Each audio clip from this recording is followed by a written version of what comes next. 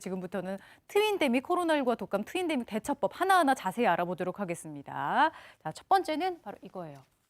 독감 예방 주사는 최상의 컨디션일 때 맞아라. 어떤 이유에서일까요? 박 교수님. 네네. 일반적으로 모든 백신은 부작용, 이상 반응이 생길 수 있습니다. 독감 백신은 그나마 사백신입니다. 죽은 바이러스를 가지고 만드는 거고, 생백신, 홍역이라든가 대상포진, 그다음에 일본내염 이런 생백신에 비해서는 좀 걱정은 덜 된다고 할 수 있겠죠. 예. 근데 이제 전에도 말씀드렸듯이 생길 수 있는 이상 반응 중에 가장 흔한 거는 접종 부위의 발적이라든가 부어오르는 거가 있을 수 있고요. 또 하나는 발열감이나 무력감, 근육통, 두통 이것도 드물지 않게 발생할 수 있는데 크게 걱정할 부작용이라 할 수는 없고요. 드물지 않게 생길 수 있는 반응이라고 보시면 되겠습니다. 대부분 하루 이틀 만에 없어지기 때문에 큰 걱정은 안 하셔도 되고요. 이러한 이상 반응이 생길 수 있기 때문에 감기 같은 이상 반응이 생길 수 있기 때문에 이런 거를 견뎌내기 위해서는 좀 최상의 상태에서 접종을 하시는 게 좋겠다라고 말씀을 하시는 것 같습니다. 네, 근데 여기 컨디션 나와 있습니다만 주사 맞고 나서 왜 운동하면 안 된다더라 이런 말도 있어요. 최 교수님 이거 괜찮나요? 막 헬스 같은 거 이런 거? 그러니까 하루 정도는 아까처럼 몸살을 앓을 수가 있기 때문에 과로하지 말라는 얘기고요. 너무 무리하지 말라는 얘기고 하루 이틀 지나서 괜찮으면 괜찮습니다. 아, 그렇군요. 독감 예방접종 하기 전에는 하루 정도 좀 푹 쉬어야겠다라는 생각이 들면서 독감 예방접종 전후에요. 좀 챙겨야 될 것들, 신경 써야 될 것들은 뭐가 있을까요, 이 교수님? 네. 예, 정리된 화면 보면서 좀 설명을 드리도록 하겠습니다. 네, 접종 전에 이제 저희가 혹시 모를 상황에 대비하기 위해서 저희가 반드시 평소 앓고 계시는 기저질환이나 또는 현재 건강 상태에 대해서는 의사에게 알려주시는 것이 필요하고요. 그다음에 이제 접종을 하시고 나면은 극소수의 경우에 30분에서 3시간 정도 이내 식은땀, 쇼크, 피부 발진 등의 그 아나필락시스 부작용이 나타날 수가 있습니다. 이 아나필락시스 부작용은 굉장히 위중한 상황으로도 갈 수가 있기 때문에 한 30분 정도는 의료기관에 대기했다가 따뜻한 상태로 이제 귀가하시는 것이 이제 필요하고요. 그다음에 귀가하시고 난 뒤에는 이 백신에 의한 부작용이 대략 한 10에서 20% 정도는 나타나는 걸로 되어 있거든요. 그래서 그런 것들을 막고 좀 안전한 상태로 백신 맞은 뒤에 그 며칠을 지나기 위해서 충분히 휴식을 취하고 음주는 삼가하시는 것이 좋습니다.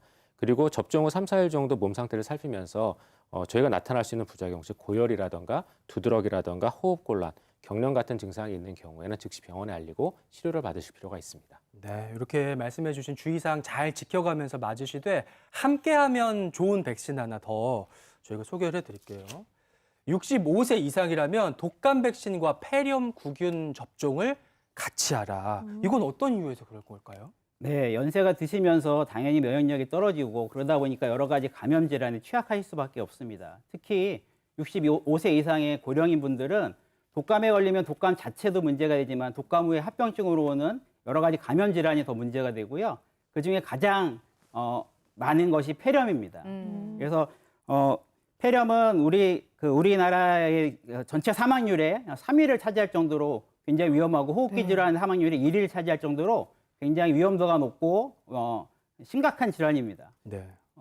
2018년도에 이제 3위로 올라섰는데요. 네. 또 하나 이제 통계를 보면 독감이 유행하는 11월에서 5월 사이에 폐렴 사망률이 올라가고 있거든요. 이것만 보더라도 폐렴 합병증으로 사망하는 분들이 많다는 것을 알 수가 있습니다. 그렇기 때문에 독감 예방 접종을 하실 때 폐렴구균 예방 접종도 같이 하시는 걸 공고해드리고 있습니다. 그렇군요. 아니 저도 친정어머니 그 폐렴구균 접종 해드리려고 했는데 종류도 두 가지예요. 맞아요. 뭐 두 가지를 다 맞아야 되나요? 독감이랑 폐렴구균 접종 다 맞아야 되나? 이거 좀 궁금한데요. 동시에도 네. 가능한지도 종류. 네, 폐렴구균 백신이 두 가지가 있습니다. 네. 하나는 23가 다당질 백신이고요. 또 하나는 13가 단백 접합 백신입니다. 몇 년 전부터 65세 이상의 고령자분들에게 이런 23가 다당질 백신을 보건소에서 무료로 놔주고 있어서 보통 보건소 백신으로 많이 알고 계신데요.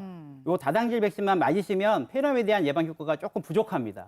그렇기 때문에 특히나 천식이나 COPD, 만성질환, 당뇨병 가지신 분들, 특히 면역 억제제를 복용하시는 분들이라면 반드시 두 가지를 다 맞으시는 게 좋은데요. 네. 우선적으로 13가 단백 접합 백신을 맞으시고요. 네. 1년 정도 후에 1년 23가 다당질 백신을 맞으시는 게 좋습니다. 어. 독감과 폐렴구균 백신 당연히 동시에 맞으실 수가 있고요. 오. 동시에 맞으셨을 때 기대 효과가 더 크기 때문에 동시에 맞으라고 권장을 드리고 있습니다. 폐렴도 네. 그러면은 독감처럼 해마다 맞아야 되는 거예요? 폐렴은 이렇게 아까 말씀드린 2번만 맞으면 끝나고요. 독감은 매년 맞으셔야 됩니다. 그렇군요. 네. 예. 65세 이상이 이상이라면 폐렴구균 예방접종 여부도 꼭 확인하시고 아직 안 맞으셨으면 꼭 같이 맞으시면 더 도움이 된다는 거 기억하셨으면 좋겠습니다.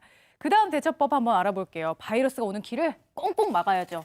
손, 입, 눈, 바이러스 감염 루트는 철저히 단속하라 나왔습니다. 박 교수님.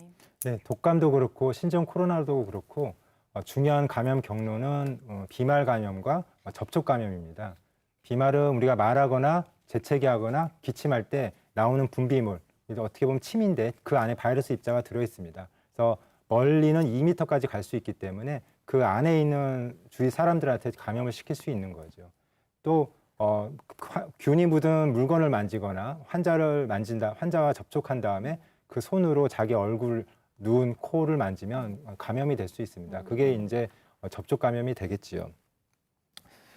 최근에는 재밌는 논문이 하나 나왔는데 네. 안경을 쓴 경우가 쓰지 않는 경우보다 감염률이 좀 떨어지더라. 이런 그래요? 재밌는 결과가 눈을 나왔습니다. 막아서 그런가? 그래요? 네. 나왔습니다. 그래서 그걸 본다면 우리가 손 씻기라든가 마스크 쓰는 게 매우 중요하다. 씻지 않은 손으로 얼굴, 특히 눈이나 코를 만지는 건 삼가해야겠다라고 말씀을 드리고 싶습니다. 네, 그리고 네. 이렇게 개인 위생 관리 철저히 하는 것과 더불어서 날이 추워질수록 실내 위생도 굉장히 중요해요. 그 부분 이렇게 정리해 드릴게요. 산미를 피하고 1시간에 한 번은 실내 환기를 꼭 하라. 밀집, 밀접, 밀폐를 피하고 환기를 잘하라. 그런 예, 얘기죠, 교수님. 예, 산밀 그러면 밀폐된 장소, 그다음에 사람들이 많은 밀집한 상황, 그다음에 타인과의 밀접한 접촉, 이걸 말합니다. 당연히 피하셔야 되고요. 겨울철에는 우리가 창문을 닫아두는 시간이 길어지는 경우가 많은데 환자가 만약에 갇혀 있는 공간에 오래 머물게 된다면 환자로부터 나오는 그런 분비물, 비말, 바이러스 입자의 농도가 높아지게 됩니다. 그럼 주위에 있는 사람들이 감염될 확률이 더 높다는 얘기가 될 수 있습니다. 특히 그 안에서 노래를 부르거나 소리를 지르게 되면 바이러스 입자가 더 증가하게 되는 거겠죠. 그렇기 때문에 자주 환기를 시키는 게 중요하다고 할 수 있겠습니다. 정말 요즘 같은 때는 뭉쳐야 산다가 아니라 흩어져야 산다라는 그럼요. 점 다시 한번 네. 기억하시면 좋겠고요. 그다음은요. 우리가 몰랐던 백신이 또 하나 더 있대요. 보실까요? 팬데믹 시대 가장 확실한 예방 백신은 숙면과 똘똘한 영양 섭취다 나왔어요. 네, 이 교수님. 예, 맞습니다. 이제 어떤 병원체이건 인체 내에 들어와서 감염을 일으키기 위해서는요, 우리 몸에 있는 천천 면역 체계하고 싸워서 이겨야 됩니다. 근데 최근에 이제 비타민 D처럼 이 선천 면역 체계를 강화시켜주는 그런 음식이나 또는 여러 가지 영양소들이 코로나19 예방에 효과가 있다고 알려주는 이유가 발표되는 이유가 이제 그런 이유들 때문인데요.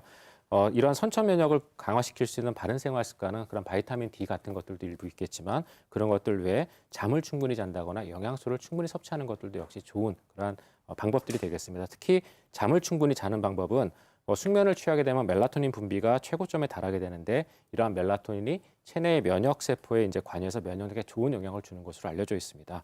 그리고 또한 면역력을 높이기 위해서는 평상시에 좋은 식생활 습관을 유지하고 그다음에 운동을 규칙적으로 하는 것이 이러한 면역력을 강화시켜주는 데 큰 도움이 된다고 알려져 있습니다. 네, 코로나19와 독감 동시 유행을 막기 위한 여러 가지 지혜들 배워보고 있고요.